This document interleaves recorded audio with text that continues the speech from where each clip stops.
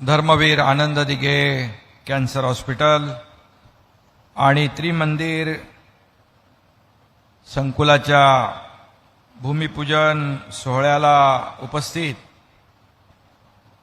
आपल्या सगळ्यांनाच देशाच्या सर्वांगीण विकासाची भूमिका मांडणारे आणि आम्हाला वैचारिक पाठबळ देणारे सरसंघचालक आदरणीय मोहन भागवत साहेब आणि त्याचबरोबर ज्यांचं आताच आपण मनोगत ऐकलं ते चिंतामुक्त आणि आनंदी जीवनाचा मंत्र देणारे परमपूज्य दीपकभाई देसाईजी आणि महाराष्ट्र राज्याचे लोकप्रिय उपमुख्यमंत्री आदरणीय देवेंद्र फडणवीसजी, केंद्रीय पंचायत राज मंत्री कपिल पाटीलजी, आमचे पालकमंत्री शंभूराज देसाई, टाटा कॅन्सर हॉस्पिटलचे डॉक्टर शैलेश श्रीखंडेजी, महापालिकेचे आयुक्त डॉक्टर अभिजित बांगर आणि जितोचे अध्यक्ष आणि या संपूर्णपणे या कॅन्सर हॉस्पिटल आणि त्रिमंदिर याचा जो का भव्य दिव्य असा आपण सोहळा आयोजित करतोय त्याच्या पाठीमागे मेहनत करणारे अजय आशर आणि त्यांची सर्व टीम आणि उपस्थित सर्व माझे मंत्रिमंडळातील सहकारी मंत्री, खासदार, आमदार, प्रशासकीय अधिकारी तिकडे आहेत, सर्व लोकप्रतिनिधी, नगरसेवक, सर्व मान्यवर आणि दादा भगवान ट्रस्टचे सर्व पदाधिकारी, आपल्या दिघे साहेबांच्या भगिनी अरुणाताई गडकरी, सर्व मान्यवर आणि उपस्थित पत्रकार मित्रांनो, मी आपल्या सगळ्यांचं आजच्या या कार्यक्रमानिमित्त मनापासून स्वागत करतो, मनापासून आपल्याला सगळ्यांना शुभेच्छा देतो. खरं म्हणजे ठाणे जिल्ह्याच्याच नाही तर राज्याच्या दृष्टीने अतिशय महत्त्वाच्या अशा धर्मवीर आनंद दिघे कॅन्सर हॉस्पिटलचं भूमिपूजन आपण केलंय आणि त्रिमंदिर जे आहे अहमदाबादमध्ये त्याचंही भूमिपूजन आपण केलंय. दीपक भाई, मैं खुद यहाँ पर वहाँ आया था, वहाँ मंदिर देखने का बहुत ही सुकून और समाधान, बहुत आनंद मिला मुझे.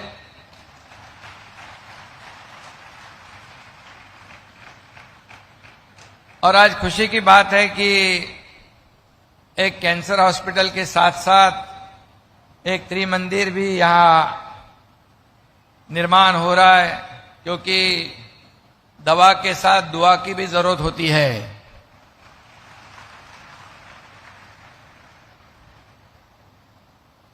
आणि आज ते आपण प्रत्यक्षात पाहतोय. दीपकभाई देसाईजी देखील खूप लोकांना, कई ऐसे लोग हैं जिनके उजड़े हुए संसार को बसाने का काम दीपक भाई जी ने किया है.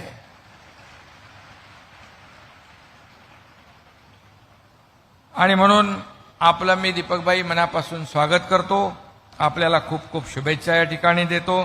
खरं म्हणजे या हॉस्पिटलच्या नावामध्येच आनंद आहे आणि ज्यांनी आयुष्यभर इतरांच्या आनंदाचा विचार केला आणि दुसऱ्याचा आनंद तो आपला आनंद समजून ज्यांनी काम केलं, दुसऱ्यांचं दुःख कमी करण्याचं काम केलं आणि दुसऱ्याच्या खरं म्हणजे आयुष्यामध्ये आनंद कसा देता येईल यासाठी ज्यांनी कष्ट घेतले त्यांचं नाव, माझे गुरुवर्य धर्मवीर आनंद दिघे साहेबांचं नाव या हॉस्पिटलला दिलं जातंय. यापेक्षा माझ्या आयुष्यामध्ये दुसरा आनंदाचा शिवच नाही. खरं म्हणजे दिघे साहेबांची अनेक स्मारकं आपण केली, अनेक वास्तूंना नाव दिलं, परंतु हे कॅन्सर हॉस्पिटल एक त्यांचं जिवंत स्मारक या ठिकाणी ठरेल, कारण या स्मारकातून अनेक लोकांना जीवदान मिळणार आहे.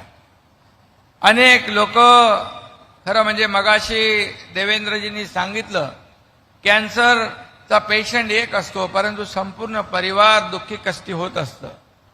आणि म्हणूनच आज खऱ्या अर्थाने आज आपण पाहतोय की एक कॅन्सर हॉस्पिटलची आवश्यकता होती. टाटा हॉस्पिटल तर काम करतंय. डॉक्टर शैलेशजी इकडे आहेत. मला त्याही आठवणी आहेत. माझ्या आईचा उपचार त्यांनी केला. 6 महिने सांगितले, परंतु 3.5 ते 4 वर्ष आई आमच्या सोबत राहिली. देवेंद्रजींचे वडील देखील कॅन्सरने त्यांचं दुःखद निधन झालं. या कटू आठवणी, या दुःखद वेदनादायी आठवणी ज्या आहेत आमच्या आयुष्यामध्ये आहेत, परंतु स्वतःच्या आयुष्यातल्या स्वतःच्या परिवारातल्या दुःखापेक्षा एक समाजाचं दुःख जे आहे हे आपलं मानणाऱ्यांपैकी आम्ही आहोत. आणि म्हणूनच अशा कॅन्सर हॉस्पिटलची समाजाला आवश्यकता आहे. ते आज या ठिकाणी उभं राहतंय, याचा मनस्वी आनंद आहे. खरं म्हणजे कॅन्सर कुणालाही होऊच नये अशी भावना असते, आजार कुणालाही होऊच नये अशी भावना असते, परंतु वाढतं प्रमाण जर लक्षात घेतलं तर यामध्ये आपल्याला अनेक अशा हॉस्पिटलची आवश्यकता आहे.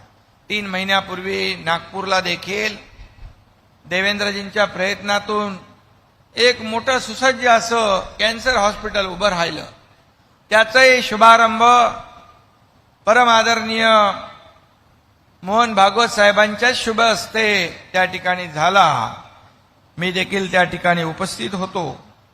आणि खरं म्हणजे आजही या कॅन्सर हॉस्पिटलचं भूमिपूजन आदरणीय मोहनजींच्या शुभ हस्ते होतंय, याचा आम्हाला आनंद आहे. हा केवळ योगायोग नाही, तर आरोग्य व्यवस्थेच्या बळकटीकरणासाठी खऱ्या अर्थाने मोहनजींचा किती आस्था आहे हे यावरून या ठिकाणी आपल्याला दिसून येतंय, त्याची प्रचिती येते आहे. माझ्या आयुष्यामध्ये धर्मवीर आनंद दिघे साहेबांचं काय स्थान आहे वेगळं मला सांगण्याची आवश्यकता नाही. हिंदू हृदय सम्राट बाळासाहेब ठाकरे यांना गुरुस्थानी दिघे साहेब मानायचे आणि त्यांचा शब्द अंतिम परवलीचा असं म्हणून त्यांनी आयुष्यभर काम केलं. आणि त्यांनी गोर गरीब दीन दुबळे अनेक जे काही आम्ही समोर पाहिलेलं आहे, ज्यांचं आयुष्य उद्ध्वस्त होणारं आयुष्य त्यांनी वाचवण्याचं काम केलं. दिघे साहेबांनी अनेक लोकांना नव्याने उभं राहण्याची प्रेरणा आणि उमेद दिली. आणि असे अनेक संसार, अनेक उद्ध्वस्त होणारी कुटुंब सावरली. माझं देखील उद्ध्वस्त झालेलं कुटुंब दिघे साहेबांच्यामुळेच सावरलंय, याचा आम्ही नम्रपणे या ठिकाणी उल्लेख करू इच्छितो. आणि म्हणून त्यांच्या नावानं उभं राहणारं हे कॅन्सर हॉस्पिटल हजारो रुग्णांच्या आणि त्याच्या कुटुंबियांच्या आयुष्यामध्ये जगण्याची नवीन ऊर्जा, नवीन प्रेरणा, नवीन खरं म्हणजे निर्माण करेल आणि उमेद निर्माण करेल आणि त्यांना दिलासा देण्याचं कामच हे हॉस्पिटल करेल. खरं म्हणजे 31 डिसेंबर हा सगळीकडे आपण आपापल्या परीने साजरा करतो, परंतु एक मोहनजी आपल्याला मी सांगू इच्छितो, दिघे साहेब 31 डिसेंबरचा दिवस रक्तदानाने साजरा करायचे. रक्तदानाने साजरा करायचे ते आजही परंपरा आम्ही सुरू ठेवली आहे. कारण अनेक अपघात व्हायचे, रक्ताचा तुटवडा भासायचा आणि हे जाणून त्याने त्या रक्तदान शिबिरामध्ये तो अखंडपणे रक्तदानाचा यज्ञकुंड आजही सुरू आहे. न बोलवता हजारो रक्तदाते तिथे आजही येतात आणि म्हणून रुग्ण सेवेला प्राधान्य दिघे साहेबांनी दिलं. आणि म्हणूनच मी या ठिकाणी आपल्या जितोला, महापालिकेला, टाटा हॉस्पिटलला मनापासून धन्यवाद देतो की आपण दिघे साहेबांचं नाव याला आपण देण्याचा निर्णय घेतला. 500 खाटा, 600 खाटा आणखी आपल्याला वाढवण्याचा स्कोप आहे आणि म्हणून मी सगळ्यांना मनापासून धन्यवाद देतो. मगाशी मी आपल्याला सांगत होतो की ही इमारत इन्क्युबेशन सेंटर होतं आणि त्या ठिकाणी कोविड सेंटर आम्ही सुरू केलं. फक्त 25 ते 30 दिवसामध्ये 1200 बेडचं कोविड सेंटर या ठिकाणी सुरू झालं. आणि तेव्हाच अशी कल्पना सुचली की आपण कॅन्सर हॉस्पिटल करू शकतो का, आणि हे आज कॅन्सर हॉस्पिटल करू शकतो का अशी कल्पना सगळ्यांना सुचली. आणि जितो, महापालिका, टाटा या सगळ्यांनी ती उचलून धरली. जितोचं मनापासून धन्यवाद दिले पाहिजे. मगाशी देवेंद्रजी आपण म्हणालात की हे देणारे आहेत, आणि खऱ्या अर्थाने त्यावेळेस देखील मी पाहिलं की या कोविड सेंटरला एकही महापालिकेचा पैसा न घेता आपण 1200 बेडचं हॉस्पिटल उभं केलं होतं. आणि आज त्याचं रूपांतर आपण कॅन्सर हॉस्पिटलमध्ये करतोय. खूप मनापासून सगळ्यांना मी या ठिकाणी शुभेच्छा देतो. मनापासून सगळ्यांनी ज्यांनी ज्यांनी मेहनत घेतली, अनेक लोक या ठिकाणी उपस्थित आहेत, त्या सगळ्यांच्या सहकार्यातून मी कुणाचं नाव घेत नाही, परंतु हे मोठं काम आहे. सगळ्यांच्या सहकार्यातून या ठिकाणी हे उभं राहणार आहे. आणि म्हणून कॅन्सर हा आपल्याला वेळेत त्याचं निदान झालं तर त्याचा आपण जीव वाचवू शकतो, त्याचं कुटुंब वाचवू शकतो. कारण हा सायलेंट किलर आहे आणि कधी ते आपल्यावर हल्ला करतो ते कळत नाही, आणि त्यावेळेस उशीर झालेला असतो. आणि म्हणूनच या हॉस्पिटलमध्ये अद्ययावत अशा सुविधा ज्या आहेत त्या देण्याचा निर्णय या ठिकाणी घेतला आहे. मगाशी अजय आशर यांनी त्या बाबतीमध्ये सगळं सांगितलेलं आहे, त्यामुळे त्याच्या मुळामध्ये मी जात नाही. परंतु खरं म्हणजे या हॉस्पिटलमध्ये आलेला रुग्ण बरा होऊन जाईल आणि अशा प्रकारच्या सुविधा या ठिकाणी मिळतील. त्यांच्या कुटुंबियांना राहण्याची व्यवस्था देखील या ठिकाणी केलेली आहे, हे देखील महत्वाचं आहे.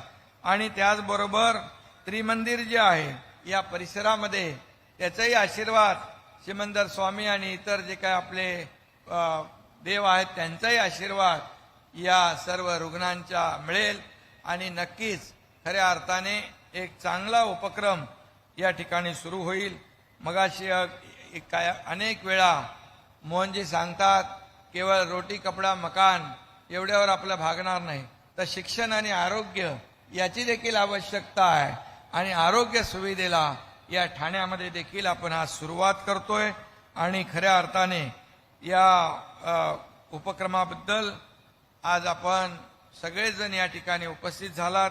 त्याचबरोबर आपण सांगता नेहमी देशामध्ये, राज्यामध्ये जे काही चांगलं घडतं त्याची चांगलं होत असतं त्याची अधिक चर्चा झाली पाहिजे, असं देखील आदरणीय मोहनजी सांगतात.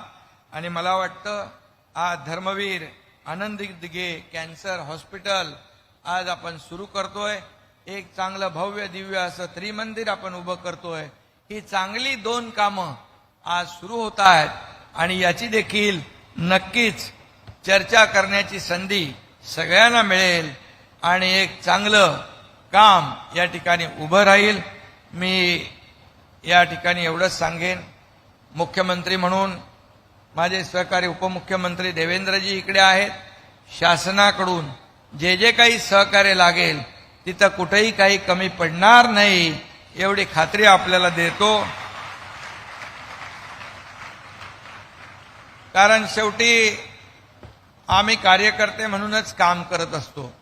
जरी मुख्यमंत्री काय उपमुख्यमंत्री काय, आम्ही कालही कार्यकर्ते म्हणून काम करत होतो, आजही कार्यकर्ते म्हणून काम करतोय आणि उद्याही आम्ही कार्यकर्ते म्हणूनच काम करणार आहोत.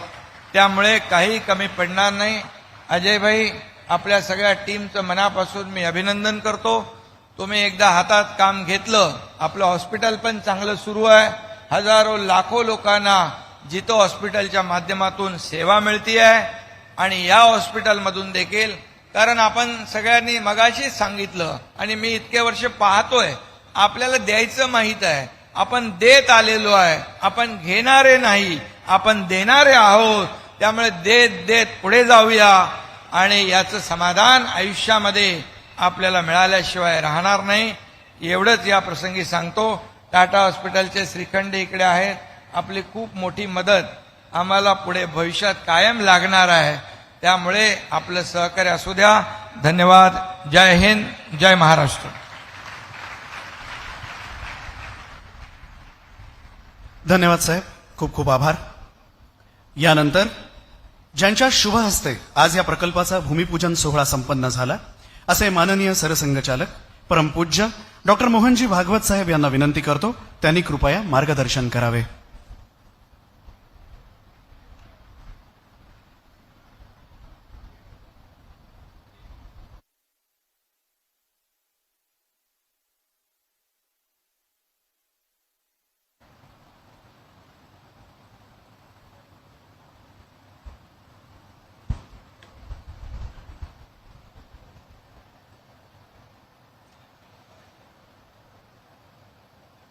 मंच पर उपस्थित परम श्रद्धेय दीपक भाई, महाराष्ट्र के मान्यवर मुख्यमंत्री जी, मान्यवर उपमुख्यमंत्री जी, मंच पर उपस्थित अन्य सभी मंत्रीगण, जितो संगठन के कार्यकर्ता और सभागृह में उपस्थित भी सभी विभिन्न प्रकार के मान्यवर नागरिक सज्जन, माता भगिनी,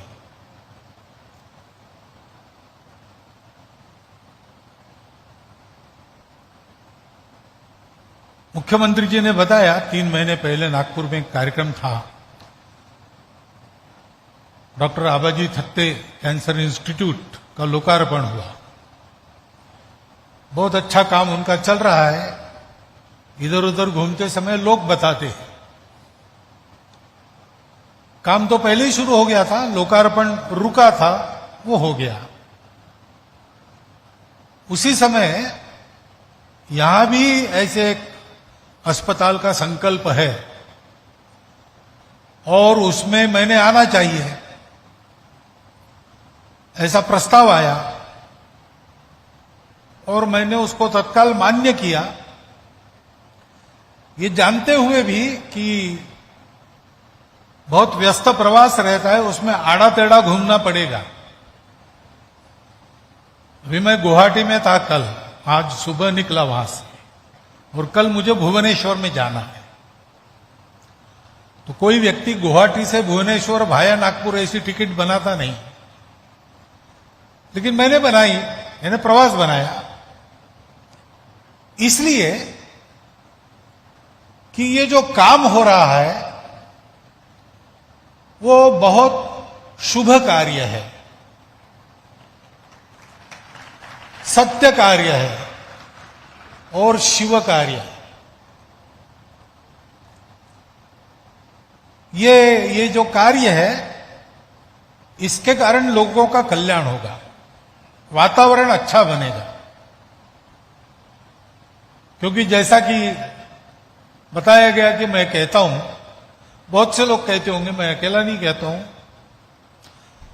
कि पहले तो जीवन का विचार करते समय रोटी कपड़ा मकान ऐसे चलता था. रोटी कपड़ा मकान जितना आवश्यक लगता है, कदाचित उससे भी ज्यादा आज सामान्य व्यक्ति को शिक्षा और स्वास्थ्य की आवश्यकता ज्यादा लगती है. वो अपना घर बार बेचकर भी अपने बच्चों को पढ़ाएगा, अपना इलाज अच्छे अस्पताल में करवाएगा. लेकिन इन दोनों की जो सुविधाएं हैं वो अपने देश में अपर्याप्त है. इच्छा है स्वस्थ रहने की, इच्छा है सुशिक्षित होने की, परंतु उपलब्ध नहीं है अवसर, साधन नहीं है, विद्यालय नहीं है, अस्पताल नहीं है, जो है वो दूर है और चिकित्सा का खर्चा बहुत ज्यादा है. तो स्वास्थ्य की दृष्टि से विचार करेंगे तो ये आज देश में सर्वदूर जनता की आवश्यकता है कि उनको सस्ती चिकित्सा और अपने पास उपलब्ध हो. इस दृष्टि से पहले तो पूरे महाराष्ट्र में कैंसर का पेशेंट यानी मुंबई में भेजो, टाटा है. ये अच्छी बात है कि टाटा कैंसर इंस्टीट्यूट जैसी इंस्टीट्यूट हमारे प्रांत में, प्रदेश में है. लेकिन सबको यहां आना पड़ता था, रहना पड़ता था, दवाई का खर्चा और अलग चिकित्सा का, सब लोग वो कर भी नहीं पाते। तो यह आवश्यकता है कि सबको सहज मिल सके इतनी दूरी पर कैंसर का अस्पताल होना चाहिए, क्योंकि स्वास्थ्य की चिंता तो बढ़ ही गई है, सुविधाएं बहुत हो गई, साधन बहुत हो गए हैं, वैसे देखेंगे तो सुख बढ़ गया है, लेकिन वो जीवन शैली उस सुख को प्राप्त करने की ऐसी है कि उसके कारण जीवन में दुख का भी पर्याप्त निर्माण होता है। इन सारे रोगों की जो अचानक बढ़त दिखती है, ये लाइफस्टाइल डिसीजेस है, साइकोसोमैटिक डिसीजेस है, और इसलिए सबको इसकी जरूरत है, उसकी सुविधा अधिक निर्माण होनी चाहिए। तो ऐसे अस्पताल नए नए निर्माण होते हैं, लोगों के पास अधिक आते हैं, तो लोगों के लिए वो सुविधा रहेगी। इसलिए ये शुभ कार्य है, सत्य कार्य है, क्योंकि जैसा आपने अभी सुना सभी भाषणों में, मैं पुनरुक्ति नहीं करूंगा, लेकिन एक शब्द आपने बार बार सुना, संवेदना। ये सारे काम उत्पन्न हुए हैं, ये संवेदना में से उत्पन्न हुए। जो काम किए जाते हैं उनकी प्रेरणा अनेक प्रकार की रहती है। एक ये भी प्रेरणा रहती है कि स्वार्थ प्रेरणा रहती है, क्योंकि what goes around comes around, ऐसा नियम है। जो आप छोड़ते हो बाहर वो वापस आता है अपने पास। तो अच्छा करेंगे तो अच्छा भरेंगे। तो ये तो जन्म और कर्म का नियम है, लेकिन सामान्य व्यवहार में भी तात्कालिक रूप से कुछ अच्छा करो तो अच्छा मिलता है, उस आशा से अच्छे काम किए जाते हैं। अब ये मनुष्य की प्रवृत्ति है, इसलिए उसको मैं अच्छा बुरा नहीं कहता, लेकिन अगर लाभ की आशा नहीं है तो लाभ की आशा से काम करने वाले काम नहीं करते। इसलिए वो प्रेरणा सत्य प्रेरणा नहीं है, मजबूरी भी होती है, करना ही पड़ता है, इसलिए करते हैं। गांव के तालाब में एक लड़का डूबने लगा, बच्चा, तो एक जवान कूद गया, उसने उसको बचाया। तो तुरंत भीड़ जमा हो गई, पत्रकार आ गए, उसको पूछने लगे, कोई कूदा नहीं, आपको कैसी इच्छा हुई कूदने की, प्रेरणा? उसने कहा प्रेरणा वगैरह बाद में बताता हूं, मुझे धक्का मार के किसने गिरा है उसका नाम बताओ। क्योंकि धक्का मार के किसी ने गिरा दिया, बच्चा जहां गिरा था वहां वो भी गिर गया, बच्चे ने गला पकड़ लिया। मरना है तो दोनों को, बचना है तो दोनों को।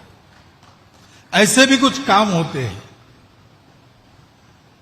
कुछ काम होते हैं अपने पुण्य लाभ के लिए, अथवा मैं भी कर सकता हूं ये बताने के लिए। ये राजस प्रेरणा है, अहंकार की तृप्ति है, अपने सार्थक की बात है। परंतु सत्य प्रेरणा, टिकाऊ प्रेरणा कौन सी है? जो संवेदना में से जन्म लेती है। ये संवेदना, अपने यहां पर एक शब्द चलता है मराठी में, परदुःख शीतल, लेकिन बहुत लोग ऐसे होते हैं उनको परदुःख भी शीतल नहीं लगता। तो दुख की संवेदना, उसका अनुभव करने के बाद वो दुख सबके जीवन में से दूर हो, इसके लिए वो प्रयासरत हो जाते हैं। उसके पीछे अहंकार नहीं रहता, उसके पीछे एक स्वाभाविक बात रहती।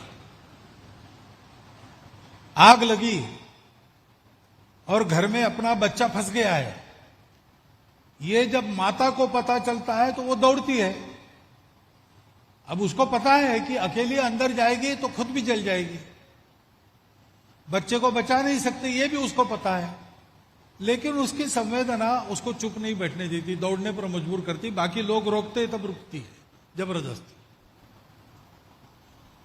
तो स्वार्थ भूल जाते हैं, अहंकार भूल जाते हैं, कोई मजबूरी नहीं रहती, फिर भी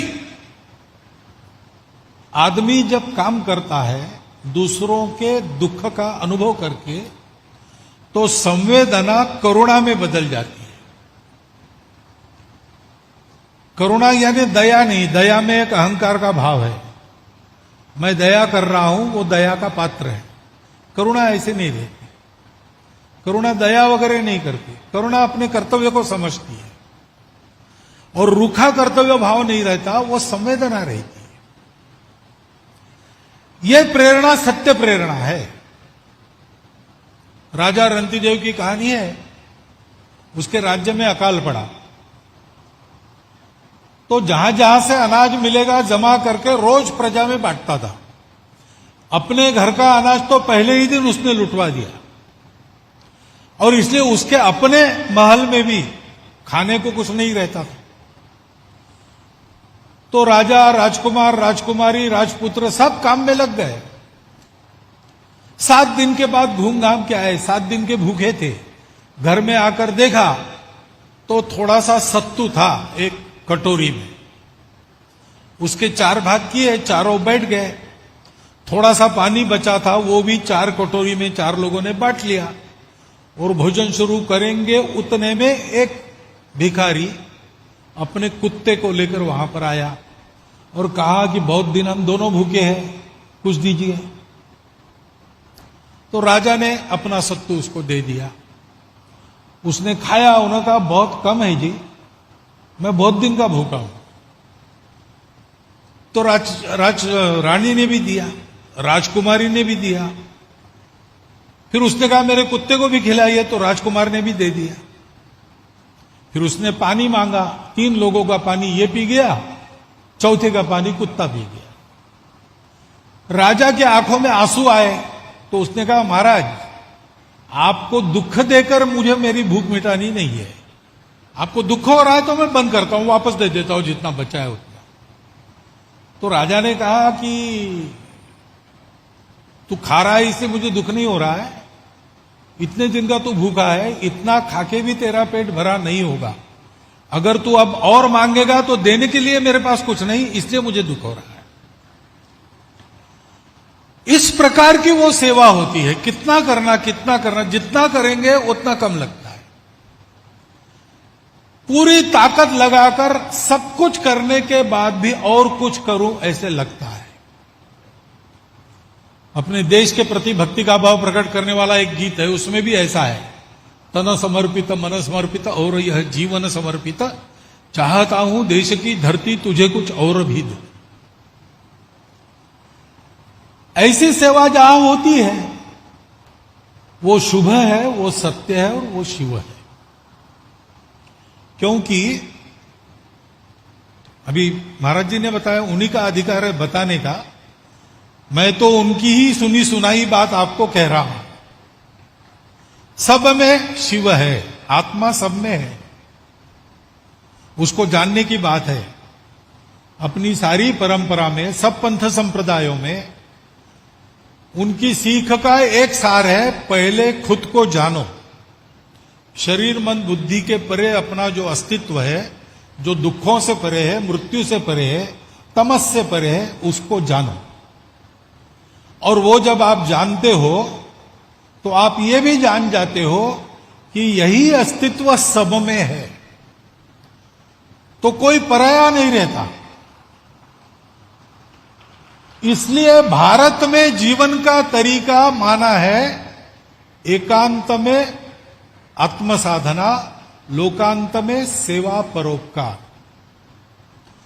बाकी दुनिया जीवन का तरीका मानती है struggle for existence, survival of the fittest. मुझे जीना है इसलिए मुझे संघर्ष करना पड़ेगा, कंपटीशन है। हमारे यहां कहते हैं कि बाकी लोग जिए इसलिए मैं मर गया तो मर के मैं अमर हो जाता। ये अंतर है। हमारा जो अनुभव है, हमारे पास जो सत्य है, उसके चलते भारत के हम लोग ऐसा मानते हैं। तो जीव सेवा शिव सेवा ही है। हां, केवल उस भावना से करनी पड़ती है, क्योंकि आखिर पहले तो श्रद्धा रखनी पड़ती है, मानना पड़ता है। मानने से होता है, नहीं मानने से नहीं होता है। कीर्तन करते थे रोज। महाराज जी ऐसे ही दिन थे और ऐसी वर्षा हो रही थी मूसलाधार, जिधर उधर 2 दिन से जरा नरम है, लेकिन उसके पहले रत्नागिरी में जैसा होता रहा होगा वैसी वर्षा चल रही थी। तो गांव के ही 2-4 लोग आते थे, आसपास के गांव के लोग पहले दिन आए, दूसरे दिन से वर्षा शुरू हो गई, उन्होंने आना बंद कर दिया। लेकिन बाहर गांव की रहने वाली एक बुढ़िया रोज आती थी। तो 7 दिन की वो कीर्तन का कार्यक्रम समाप्त हो गया, सब लोग लौटने लगे, ये बुढ़िया भी लौटने लगी। तो कीर्तन करने वाले कीर्तनकार ने उनको पूछा कि मैं देख रहा हूं इतने पानी में, बाढ़ है आसपास, नदी नाले भर के, तो तुम अकेले कैसी आती हो? गांव के पास नदी है, उसको पार करके आना पड़ता है, वो तो उफन के बढ़ रही है, पुल पानी के नीचे है। तो उसने कहा महाराज जी वो तो उपाय तो आपने ही बताया आने का। क्या उपाय बताया? आपने कीर्तन में बताया राम नाम भवसागर को पार कराता है। तो ये तो हमारे गांव की नदी है, उफन के बह रही तो क्या हो गया? तो भवसागर पार कराने वाला नाम है, उसको मैं लेती हूं और पानी पर चल के आती हूं। तो कीर्तनकार ने बताया तो गप्पे मुझे हाँक रही, हमारी बिल्ली हम ही से म्याऊं कर रही, ऐसा कभी होता है क्या? अरे महाराज जी आपने बताया वही होता है, मैं वापस जाने वाली हूं, आप देख लीजिए। गए तो बस नदी आ गई, बुढ़िया अपना राम नाम जपते जपते पानी पर चल के उधर चली गई। कीर्तनकार को लगा अरे इतना बड़ा उपाय मेरे पास था इतने दिन, मुझे ही पता नहीं था। उन्होंने भी अपना धोती वोती ऊपर कर ली और राम राम कहते निकले। तो बुढ़िया उस तीर से चिल्लाई महाराज आप मत आइए, आप डूब जाएंगे। बोले क्यों? तो आपका विश्वास नहीं है? विश्वास नहीं है, मैंने बताया मालूम है, लेकिन मैं कैसे चल के आई सीधी, आप आने के पहले धोती ऊपर कर रही, इसका मतलब आपका विश्वास नहीं, आप तो लगता है भीग जाएंगे। तो पहली बात तो विश्वास रखना पड़ता है, और विश्वास होता ही है। लोगों को स्वास्थ्य प्रदान करने वाले जितने डॉक्टर लोग हैं उनको पूछिए, अधिकांश लोग आपको बताएंगे अंग्रेजी में वी ट्रीट ही क्यूअर्स, हम उपचार करते हैं, बचाने वाला वो है। उसी का किया चलता है। ये श्रद्धा अगर है, और अपने देश में है, मैंने बताया अपने देश में सारी बातें आध्यात्मिक लेंस से हम देखते हैं, ये हमारी, क्योंकि वो अंदर के आत्मा को हमने पा लिया है, और इसलिए बाकी दुनिया केवल मटेरियलिस्टिक विचार करती है, हम हर बात को स्पिरिचुअल बनाते हैं। कुछ भी करना है पहले पूजा करते हैं। आज भी भूमि पूजन करके शुरू हुआ। पाश्चात्य देशों में कोई पूजन होता है? नहीं होता है। पहले कुछ सरमन्स वगैरह होते थे, आजकल वो भी बंद हो गए। लेकिन हमारे यहां हर बात में पवित्रता देखते हैं, हर बात में चैतन्य देखते हैं, और इसलिए ये मानकर जब हम करते हैं तो हमको लगता है कि हम सेवा प्राणियों की नहीं कर रहे, हम सेवा ईश्वर की कर रहे हैं। तो ईश्वर की सेवा में पवित्रता चाहिए, स्वच्छता चाहिए, उत्तमता चाहिए, व्यवस्थितता चाहिए। हम उसकी चिंता करते हैं, घर में पूजा करते तब बासे फूल कभी नहीं लाते। 2 ही चाहे मिल जाए बाहर जाने के बाद कहीं इधर उधर, लेकिन ताजे फूल ही तोड़कर देते हैं, क्योंकि भगवान की पूजा है। वो भगवान की पूजा के भाव से जब किया जाता है तो वो शिव भाव से जो सेवा होती है उसको जीव सेवा कहते हैं। मैंने जो उल्लेख किया, ये शिव कार्य हो रहा है तो इस भावना से हो रहा है, और ये शुभ सत्य और शिव होने के कारण ऐसा यहां हो, ये अपेक्षा भी रहेगी। और अभी तक जिस प्रकार से आप लोगों ने किया है वो अपेक्षा भविष्य में पूरी भी होगी, इसका मुझे तो विश्वास है। लेकिन ये ध्यान रखना पड़ता है। मैंने ये विषय इसलिए निकाला कि सबको इसका ध्यान रखना पड़ता है। क्योंकि ऐसी सेवा करते करते करते तो हम ही हैं, हमारे हाथ लगते हैं, भौतिक दुनिया में तो हम ही दिखाई देते करते हुए। तो हमने किया, ऐसा एकाध क्षण मन में आ सकता है। वो मन में लाए बिना यहां पर हम क्वालिटी दे ही रहे हैं। सब संसाधन हाजिर है, शासन भी संवेदनशील है, समाज भी संवेदनशील है, समाज के जितो जैसे संगठन भी संवेदनशील है, सब संवेदना से काम कर रही, इसलिए उत्कृष्टता तो यहां होगी। लेकिन यह ध्यान में रखना कि जिनकी सेवा हम कर रहे हैं उनको क्या लगता है, उनके पास जाना चाहिए, उनको पूछना चाहिए और कैसी राहत उनको मिल सकती है।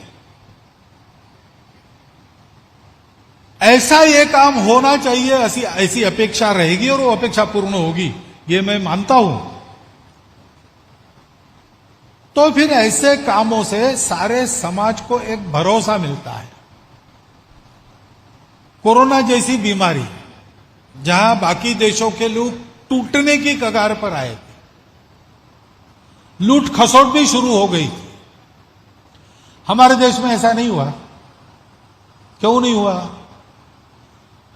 क्योंकि सब लोग खड़े हो गए, सामान्य समाज भी खड़ा हो गया, डॉक्टर लोग भी खड़े हो गए, अस्पताल के कर्मचारी भी खड़े हो गए, सामाजिक संगठन भी सामने आए, धनी लोगों ने साधन संसाधन उपलब्ध कर, सबने मिलकर उस कोरोना नाम के राक्षस का प्रतिकार किया। तो सामान्य व्यक्ति को भी लगता था कि हमको देखने वाला कोई है, चिंता नहीं, संकट तो है लेकिन हम अकेले नहीं है, हमारे पीठ पर किसी का हाथ है। समाज के अनेक लोगों की स्थितियां अलग अलग रहती है, लेकिन सबका नीति धैर्य एक समान रहता है। क्यों रहता है? प्रतिपल प्रतिक्षण सामान्य व्यक्ति को छोटी छोटी बातों में यह अनुभव होता है कि मेरे पीठ पर हाथ रखने वाला कोई न कोई है, मेरे दुख का ध्यान किसी न किसी को है। और इसलिए ऐसे काम होते रहते हैं समाज में। लड़ने वाला मैं अकेला नहीं हूं, जैसे सैनिक को लगता है कि सीमा पर मैं हूं, लेकिन पीछे सारे खड़े हैं।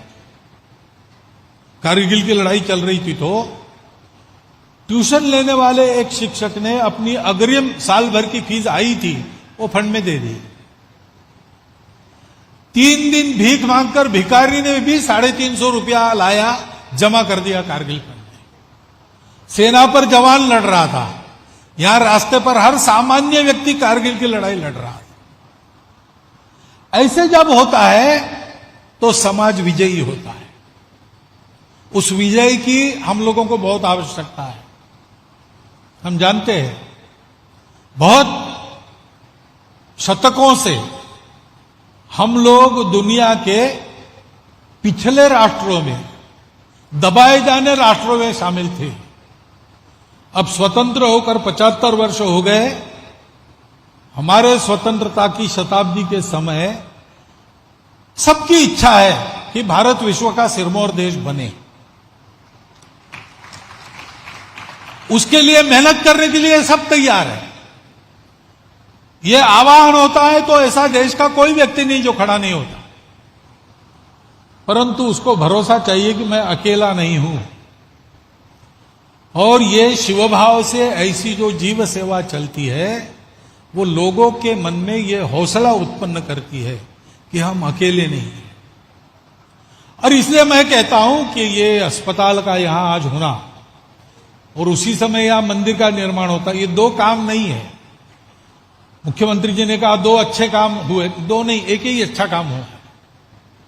ये दोनों एक ही बात है, क्योंकि जीव और शिव एक ही बात है। और इसलिए एक ही अच्छा काम हुआ है और एक बाकी है, वो कौन सा क्या कब वो आप तय कीजिए और कीजिए। उस समय भी अगर आप बुलाएंगे तो मैं आऊंगा। ऐसे अच्छे काम होते चलते हैं, उससे समाज बनता है, समाज बढ़ता है। और सौभाग्य की बात है आज हम ऐसे समय में यहां पर बैठे हैं कि ऐसे अनेक काम हो रहे हैं। मैं हमेशा कहता हूं कि अपने देश में जितना खराब होता है, ऐसी चर्चा होती है, उससे 40 गुना ज्यादा कम से कम अच्छा हो रहा है।